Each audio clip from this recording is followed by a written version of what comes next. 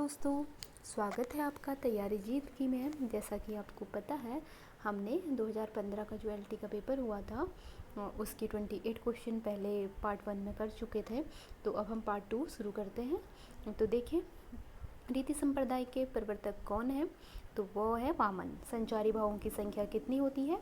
33। काव्य के घटक क्रम 100 है, वर्ण, शब्द, वाक्य और पद। ध्वन्यालोक लोचन के प्रणेता कौन है? वो है आनंद वर्धन। रस निष्पत्ति के सर्वमान्य व्याख्याकार हैं भरत मुनि। विभाव में प्रधान है वस्तु। नाट्य शास्त्रों द्वारा अमान्य रस है शांत रस। समय, स्थान, कार्य के संयोजन का नामकरण है संकलन त्रय। दो आपके रचनाकार हैं शमशेर बहादुर सिंह। प्रथम तार सप्तक का संपादन कार्य किसने किया? वो किया है अकील जी ने। अस्तित्ववाद के प्रवर्तक कौन थे? किरकेगार्ड। प्रगतिवाद काव्य की समय सीमा है 1936 से 1943।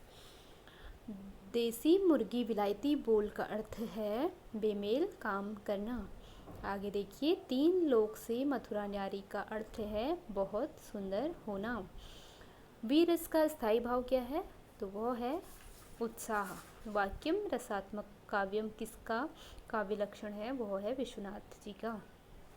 शोभित कर नवनीत लिए घुटरुनी चलत रेणु तन मंडित मुख दधिलेप किए में कौन सा रस है? तो उसमें है वात्सल्य रस। जूही की कली किस छंद का उदाहरण है? तो यह है मूल छंद यानी मुक्तक। और ये जूही की कली जो कविता है वह निराला जी की है। शिल्पगत आधार पर दोहे से उल्टा छंद है सोरठा। आगे देखिए, माने मानिक मुक्त छवि जैसी अही गिरी गज सिर सोहन तैसी में कौन सा अलंकार है? इसमें है यथासंख्य। अगला क्वेश्चन देखते हैं। डॉक्टर राधाकृष्णन की अध्यक्षता में लिपि सुधार समिति का गठन कब हुआ? तो वह हुआ है 1953 ईस्वी में। हिंदी दिवस कब मनाया जाता है? तो यह मनाया जाता है 14 सितंबर। अगला क्वेश्चन देखते हैं। पहाड़ी भाषा का विकास किस अपभ्रंश से हुआ है? तो वह हुआ है खस। आगे देखिए, हिंदी का पहला साप्ताहिक पत्र किसे माना जाता है? तो वह माना जाता है उदंड मार्तंड को। बिसलदेव रासो किसकी रचना है? तो यह है नरपति नालाव की। हिंदी साहित्य का इतिहास दर्शन नामक ग्रंथ के लेखक कौन हैं? डॉक्टर नलिन विलोचन शर्मा।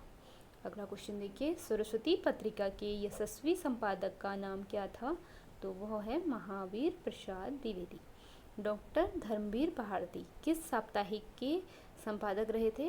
तो वो धर्मयुग साप्ताहिक पत्रिका के संपादक रहे थे। अगला क्वेश्चन देखते हैं। मलिक मोहम्मद जायसी ने किस ग्रंथ की रचना की है? तो इनके बहुत सारे ग्रंथ हैं, आपको पता ही है। तो उनमें से एक ग्रंथ है पद्मावत। ठीक है, तो आगे देखते हैं। अद्वैत वेदांत का प्रचार किसने किया? तो यह किया है शंकराचार्य ने। अगला क्वेश्चन, कबीरदास के गुरु का क्या नाम था? उनका नाम था रामानंद। आगे कुछ पंक्ति दी गई है। अजगर करे न चाकरी, पंछी करे न काम। यह पंक्ति किस कवि की है? तो यह है मलुकदास जी की। अगला क्वेश्चन देखते हैं। माया महाठगिनी हम जानी किस कवि की पंक्ति है? तो यह है कबीरदास जी की। अगला क्वेश्चन, स्वयंभू के राम कथा काव्य का क्या नाम है? तो वह है पौम चरियु। अगला क्वेश्चन, संत काव्य में किस रस की प्रधानता है? तो यह है शांत रस की। गौड़ी संप्रदाय के प्रवर्तक आचार्य कौन है? चैतन्य महाप्रभु। सुमेलित कीजिए। तो सुमेलित तो मैंने ये किया हुआ है, तो देख लेते हैं। अनामिका 1923 में लिखी गई, आराधना 1953, रश्मि 1932 और बेला 1946।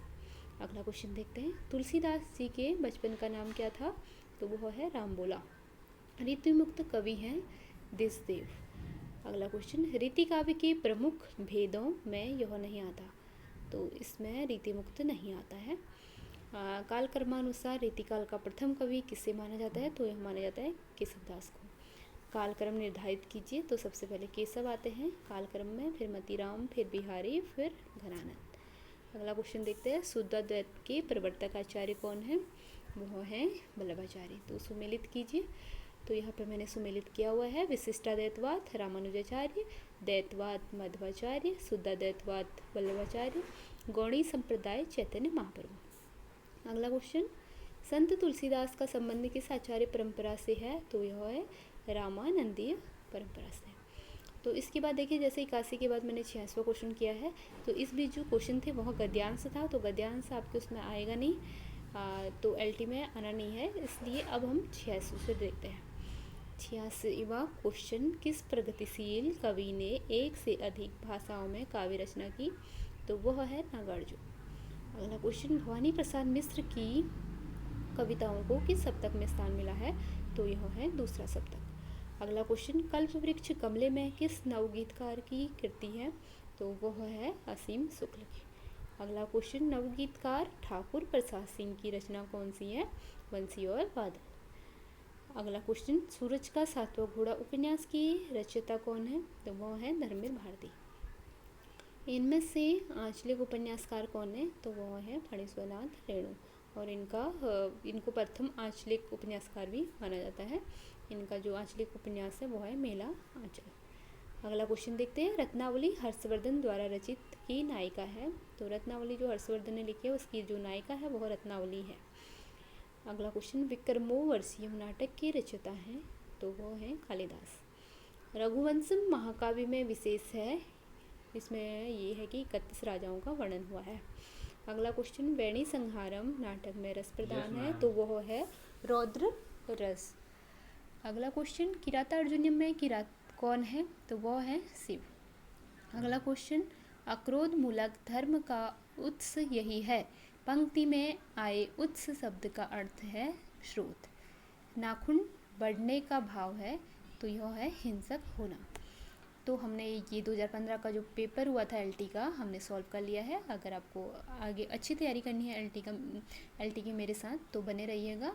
और अगर आपको वीडियो पसंद आए तो लाइक, सब्सक्राइब और कमेंट कीजिएगा तथा बेल आइकन को प्रेस कीजिए ताकि आपको नोटिफिकेशन मिलते रहें, और बहुत ज़्यादा से ज़्यादा शेयर कीजिए ताकि मैं इससे भी अच्छी वीडियो आगे बनाते रहूं। इसी के साथ आप सबका धन्यवाद। आगे खुश रहिए, मस्त रहिए और पढ़ते रहिए।